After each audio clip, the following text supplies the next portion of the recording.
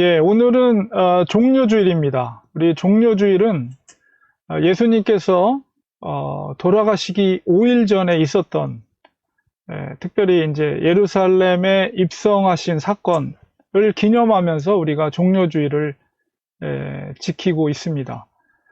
예수님께서 입성하실 때만 해도 5일 후에 예수님께서 돌아가실 것이라고는 누구도, 물론 주님은 아셨지만 누구도 생각하지 못했던 일이죠.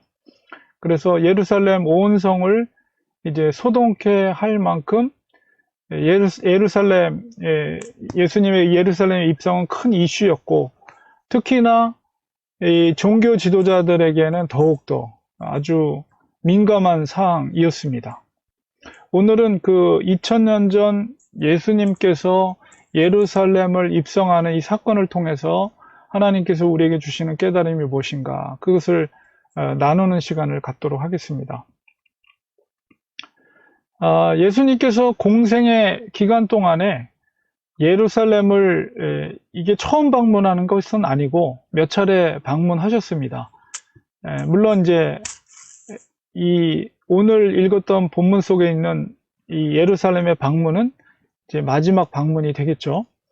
주로 이제 요한복음에 예수님께서 예루살렘에 방문했던 기록이 남아 있는데, 예수님이 예루살렘에 오시면 이제 늘 하셨던 사역은 성전 안에 들어가서 솔로몬 행각에서 유대인들에게 말씀을 가르치는 일을 주로 하셨습니다.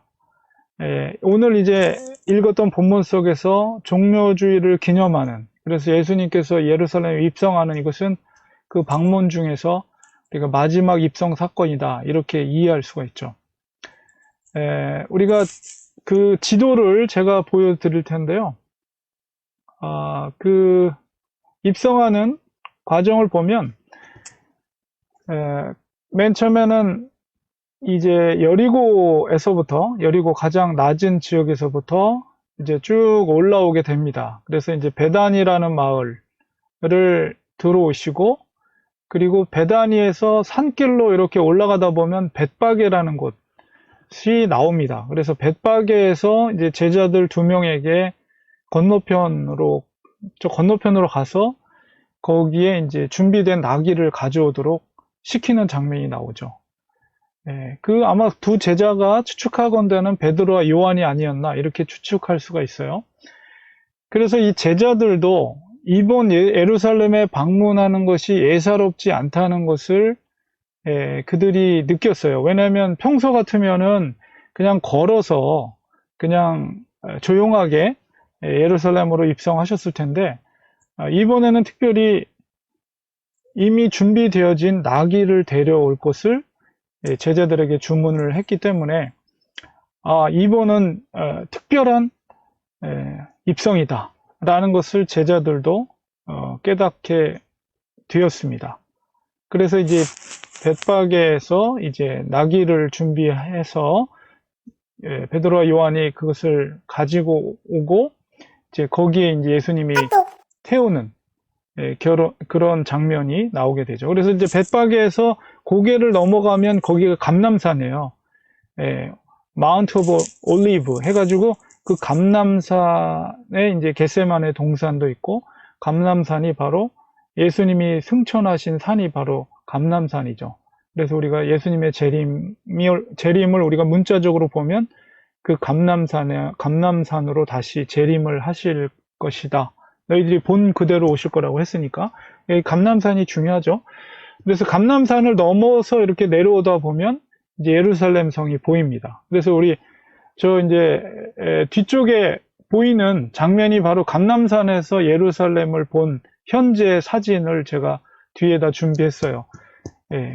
그 감람산에서 예루살렘을 보시면서 이제 눈물을 흘리셨죠. 그리고 이제 감람산에서 내려오시면서 밑에 있는 지도는 이제 서쪽에서 내려다 본 예루살렘의 도시와 저쪽 감람산, 그리고 여리고까지 이렇게 보이게 되죠. 여리고에서 쭉 올라와서 베다니, 벳바게, 약간 산비탈 쪽에 있는 동네가 벳바게고, 거기서 조금 지나가면 감람산, 그쪽이 이제 아마 겟세마네 동산, 예수님이 잡히셨던 곳이겠죠. 그래서 그쪽으로 쭉 내려오다 보면 이제 예루살렘 성의 동쪽에 나온 문, 황금의 문이라고 불리우는 곳, 그 동쪽 문으로 나귀를 타고 예수님이 이제 들어오게 되십니다. 근데 그 황금의 문이라는 곳이 지금은 막혀 있어요. 왜 막혀 있냐면, 이제 에스겔서 44장 1절, 2절에 보면 뭐라고 기록되어 있냐면, 그가 나를 데리고 이제 에스겔이 환상 중에서 성소의 동쪽을 향한 바깥문에 돌아오시니 그 문이 닫혔더라. 여호와께서 내게 이르시되 이 문은 닫고, 그러니까는 성문의 동쪽에 있는 문, 소위 황금의 문이라는 곳인데 그 문은 여호와께서만 갖다 들어오시는 문이에요. 사용하시는 문. 이 문은 닫고 다시 열리지 못할지니 아무도 그리로 들어오지 못할 것은 이스라엘 하나님 나 여호와가 그리로 들어왔음이라. 그러므로 닫아둘지니라. 에스겔에 있는 이 말씀을 통해서 유대인들은 그 문을 통해서 우리를 구원하실 메시아가 올 것이다 이렇게 믿고 있었어요. 물론 당시에 예수님이 그 문을 통과했지만 종교 지도자들은 예수님 메시아라고 믿지 않았죠. 그래서 이제 역사가 흐르면서 이제 그 오스만 제국이 이 예루살렘을 점령하고 있을 때, 그러니까 1541년도에 이 오스만 제국의 우두머리였던 슬레이만 1세라는 사람이 그 문을 아예 그냥 폐쇄해버리고 돌로 막아버렸어요. 그러니까 그거는 뭐냐면 이제 유대인들이 그 신앙적으로 메시아가 그 문을 통과해서 이제 이 예루살렘과 이스라엘을 회복할 것이다. 라는 신념을 아예 물리적으로 막아버렸죠. 그래서 지금은 이제 그 문이 잠겨져 있습니다. 아예 막아져 버렸어요. 어쨌든 예수님이 통과했던 곳이 바로 그 곳입니다. 그래서 이 제자들은 예수님께서 이 나귀를 준비하라고 하신 것에 대해서 사실은 왕이 이제 성으로 들어오는 어떤 그런 행렬 가운데 나귀라는 것은 되게 초라한 것이죠. 그럼에도 불구하고 제자들이 왜 이렇게 흥분하면서 예수님의 예루살렘 입성을 굉장한 사건으로 인식했냐면 예수님께서 친히 오늘 말씀 속에서 기록되어 있는 것처럼 바로 스가랴 선지자의 예언의 말씀대로 나귀를 타고 입성하게 될 것을 이야기하고 있습니다. 그것을로 인해서 바로 제자들이 스가랴서 9장 9절에 보면 시온에 따라 크게 기뻐할지어다. 예루살렘에 따라 즐거이 부를지어다. 보라, 내 왕이 내게 임하시나니 그는 공의로우시며 구원을 베푸시며 겸손하여서 나귀를 타시나니 나귀의 작은 것 곧 나귀 새끼니라. 이런 구약 스가랴 선지자의 예언의 말씀을 예수님께서 친히 제자들에게 하심으로 인해서 바로 비록 왕으로서 들어오시는 것이 나귀가 어울리진 않지만 그것은 이미 구약의 스가랴 선지자를 통해서 예언된 것이기 때문에 예언의 성취로서 예수님께서 메시아로서 나귀를 타고 예루살렘을 입성하시는 것이다. 이렇게 제자들은 이해를 했던 거죠. 그렇기 때문에 제자들은 이것이야말로 메시아의 입성이다. 그들이 속으로 생각했던 드디어 예수님이 다윗 왕처럼 이스라엘을 회복하기 위해서 예루살렘으로 입성하시는구나. 이제 그런 생각을 하게 되니까 얼마나 흥분이 되겠어요.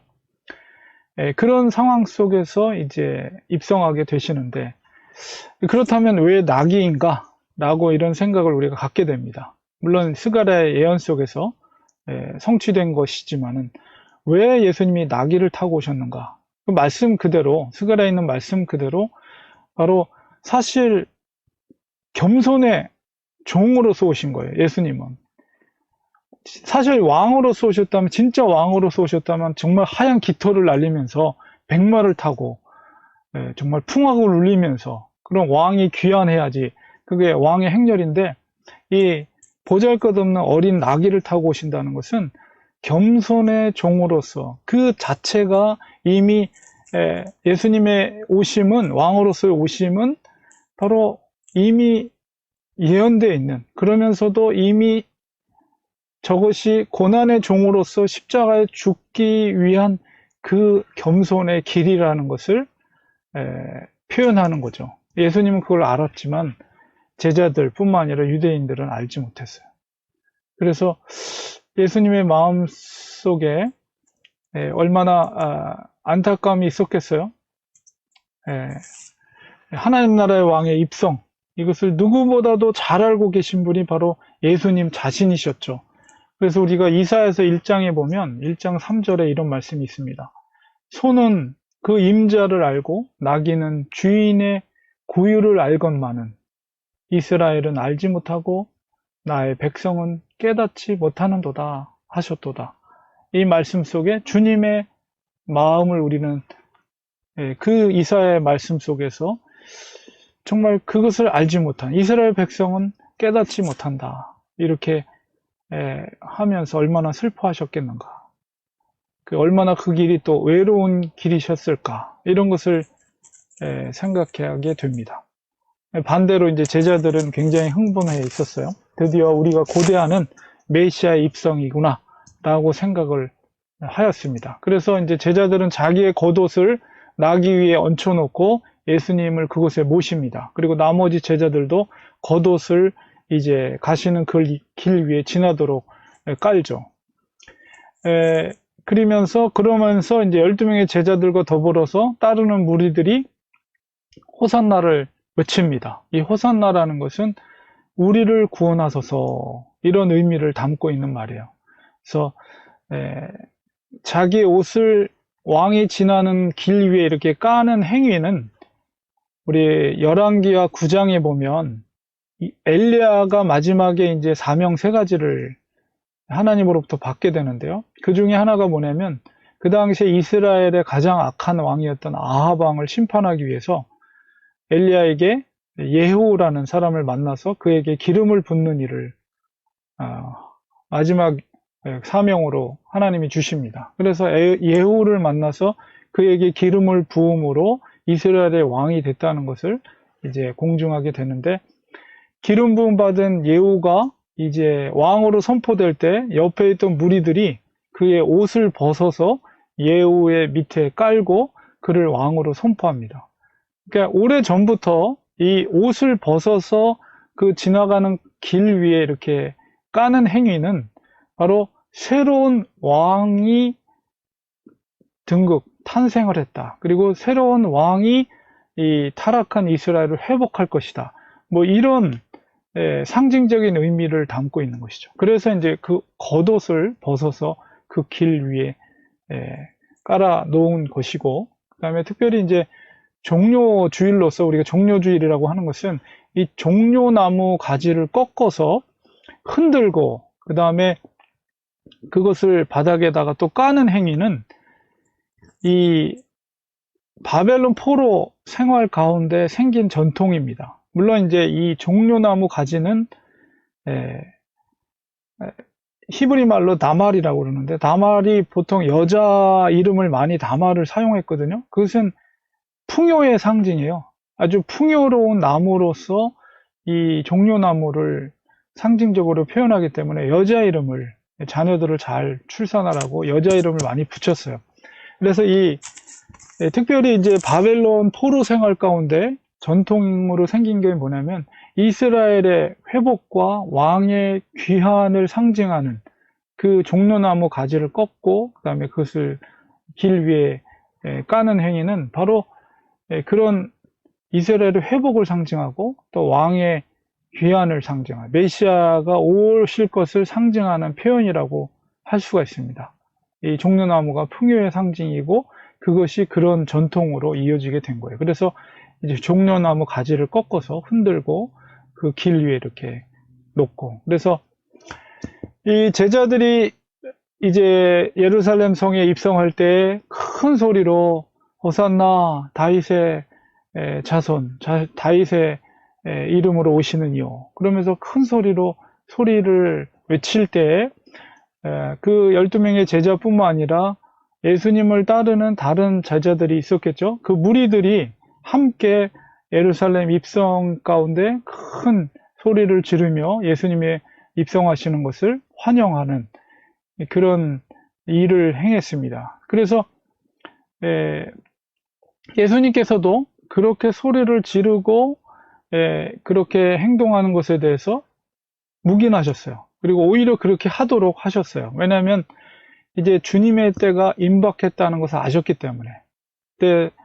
그러나 이제 사역 초기에는 사실 예수님이 그런 능력을 행한 것이라든가 그런 것들을 숨겼거든요, 일부러. 근데 이제 그거는 주님의 때가 아직 이르지 않았기 때문에. 그러나 이제 5일 후에 주님이 이제 십자가에 돌아가시는 것을 아셨기 때문에 이제 주님의 때가 임박하신 것을 아시고 오히려 이 예수님이 나귀를 타고 예루살렘에 입성하는 이 사건을 특별한 사건으로 예수님도 인정하시고 제자들이 그렇게 소리를 지르고 예수님을 맞이하게 하는 것들을 그냥 허락하십니다. 그래서 얼마나 그 행렬이 소란스러웠는지 마태는 예루살렘 성 전체가 소동이 났다 이렇게 기록하고 있어요. 이 소란이 크면 클수록 종교 지도자들은 더욱 긴장을 하고 어떻게 하면 우리에게 기득권에 도전이 되는 저 예수를 죽일까 그런 것을 작정하게 되죠. 그래서 이 장면이 굉장히 그 마태복음에는 정말 왕이 귀환하는 그런 장면으로 이렇게 묘사되어 있는 반면에 우리 누가복음 19장에는 약간 분위기가 좀 다른 표현으로 되어 있습니다. 그래서 그 부분을 우리가 보면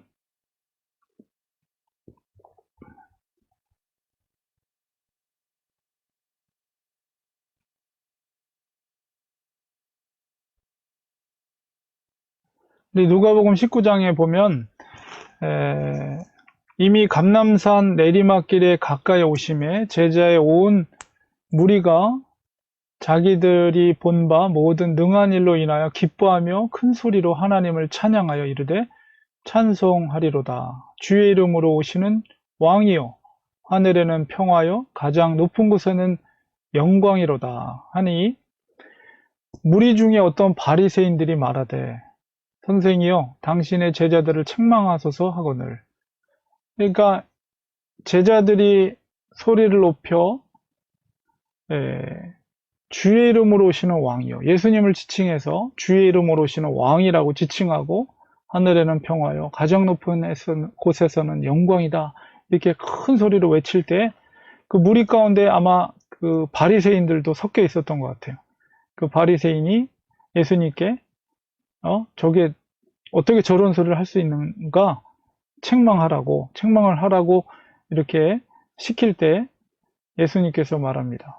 내가 너희에게 말하노니 만일 이 사람들이 침묵하면 돌들이 소리 지르리라 하시니라. 그러면서 그것을 용인하시고 그것을 소리 지르게 하는 것을 허락하십니다. 그리고 주님께서 가까이 오사 성을 보시고 예루살렘 성을 보시면서 우셨어요. 그리고 이르시되 너도 오늘 평화에 관한 일을 알았더라면 좋을 뻔하였거니와 지금 내 눈에 숨겨졌도다. 이렇게 말합니다.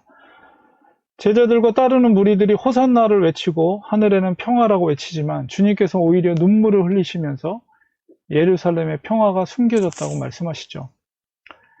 주님께서 왜 눈물을 흘리셨을까요? 그것은 바로 거룩한 성전이 더럽혀졌기 때문입니다. 예수님께서 예루살렘을 입성하시고 첫날은 그냥 둘러보시고 성전을 둘러보시고 다시 베다니로 다시 이렇게 돌아오셔요. 그리고 그 다음날 이제 제일 먼저 성전에 들어가서 하셨던 일이 성전을 청결하게 하시는 일을 하시게 됩니다. 그래서 우리가 내일부터 우리 고난주간이 시작이 되는데요. 우리 고난주간 동안에 주님께서 하셨던 일들이 무엇인가 우리가 살펴보면요. 이제 첫날 순서대로 1번 예루살렘에 입성하셔서 첫째 날 종료주일로 입성하시고 성전을 둘러보시고 다시 이제 베다니로 돌아오십니다.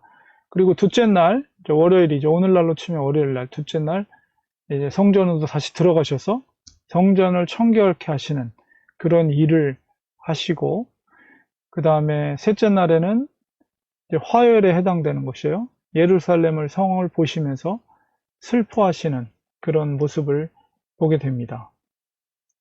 그리고 물론 거기에 지도자들과 논쟁하는 일도 있었고, 또 예루살렘의 멸망에 대한 경고의 내용, 그리고 이제 화요일 날 드디어 유다가 반역을 일으키게 됩니다. 그리고 이제 수요일 날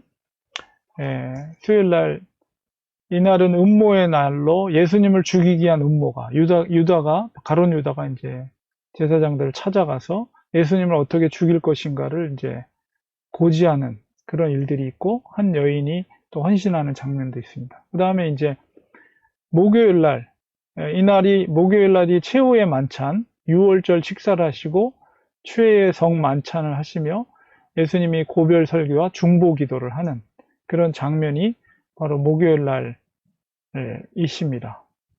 그리고 이제 그날 밤에 이제 이른 아침에 새벽에 잡히시죠. 그날 이제 금요일입니다. 여섯째 날, 순환의 날, 새벽에, 그러니까 새벽 시간에 잡혀가셔서 이른 아침에 아주 속전속결로 예수님의 그 사형의 집행을 속전속결로 진행을 하게 되죠.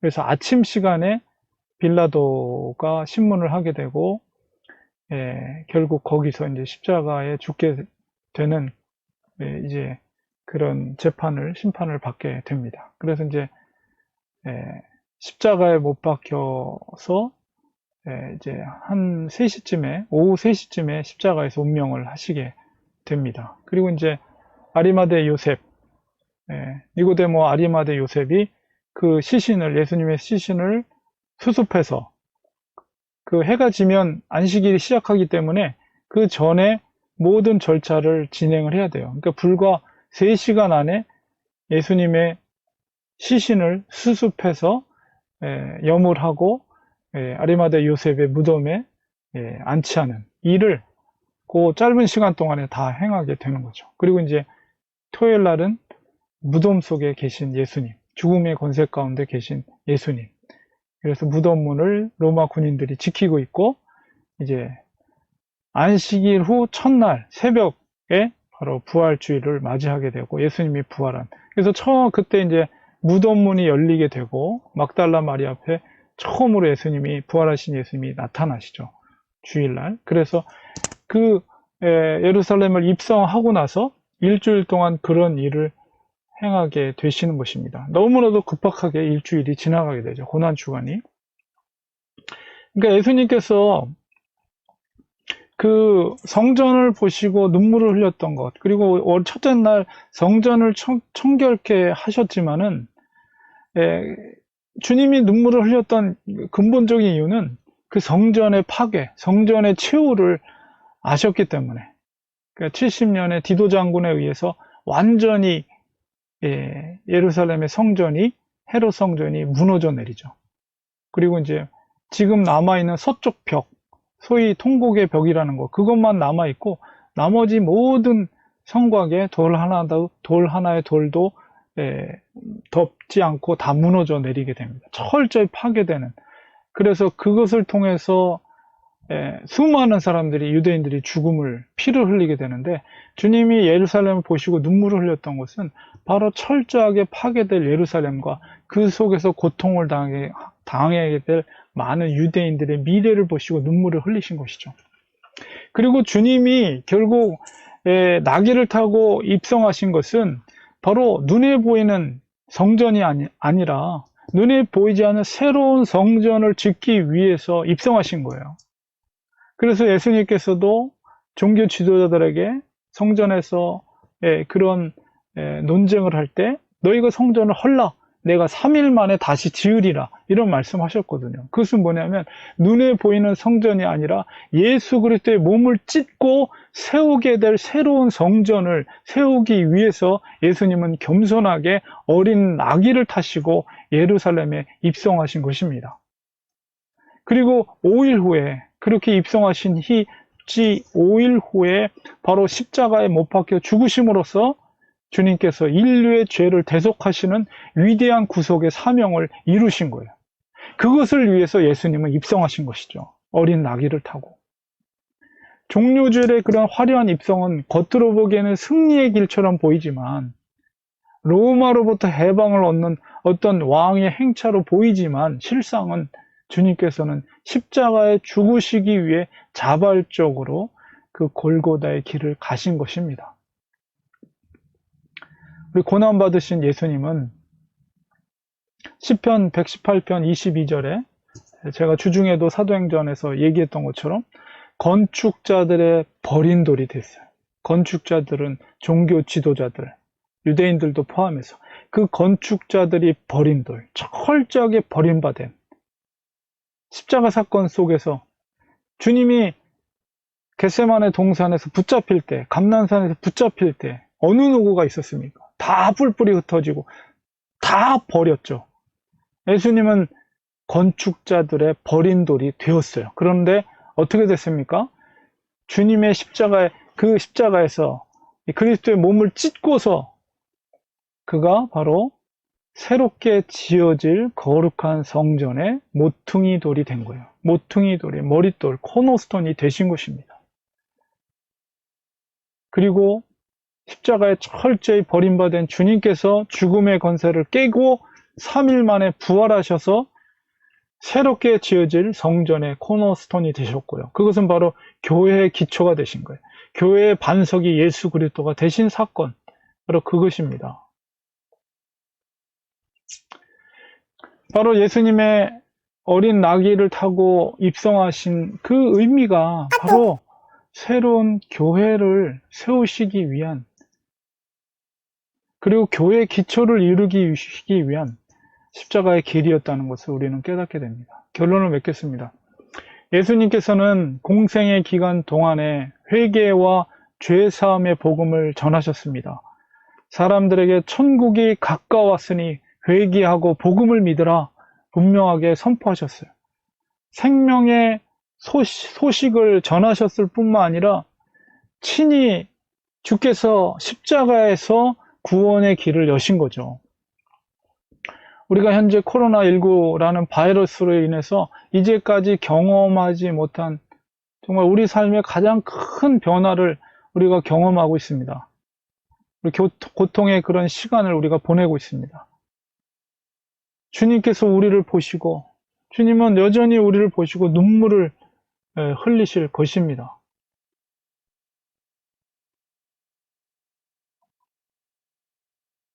우리는 주님의 눈물을 생각해야 돼요. 앞으로도 더 많은 사람들이 바이러스로 인해서 고통당하고 또 죽어갈 것입니다. 주님은 우리에게 다시 한번 복음을 선포하고 계십니다. 천국이 가까웠으니 회개하라. 그리고 복음을 믿으라. 이 시대 가운데 주님은 여전히 우리에게 눈물을 흘리시며 구원의 복음, 생명의 복음을 선포하고 계십니다. 고통은 우리의 육체의 고통은 우리의 비정상적인 몸의 문제를 다시 돌아보게 합니다. 고통의 시간은 우리의 심령 가운데 고쳐져야 될 영적인 상태를 깨닫게 하는 것이죠.